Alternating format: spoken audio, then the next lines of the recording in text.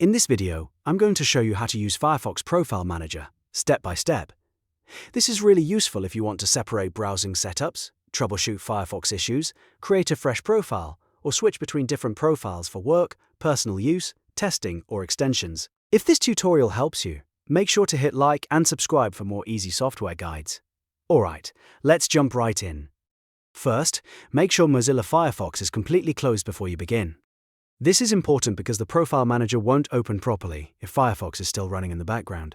So close every Firefox window you have open, and if needed, make sure the app is fully shut down. Next, press Windows+R on your keyboard to open the Run Dialog box.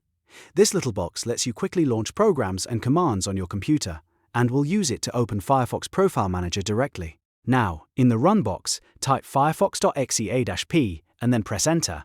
This command tells Windows to open the Firefox Profile Selection tool.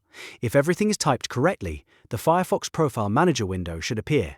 When the Profile Manager opens, you'll see a list of all the Firefox profiles currently saved on your computer.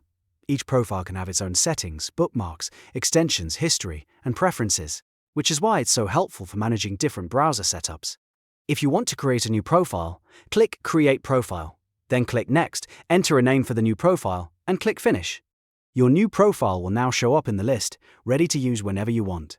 This is a great option if your current Firefox setup is broken or if you want a completely clean start. To launch Firefox with a specific profile, simply select the profile you want from the list, then click Start Firefox.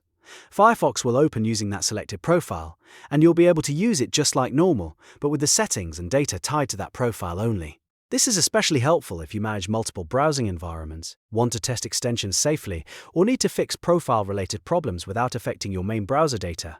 If one profile is causing issues, you can switch to another one and keep working without losing everything. And that's how to use Firefox Profile Manager. It's a simple but powerful tool once you know where to find it.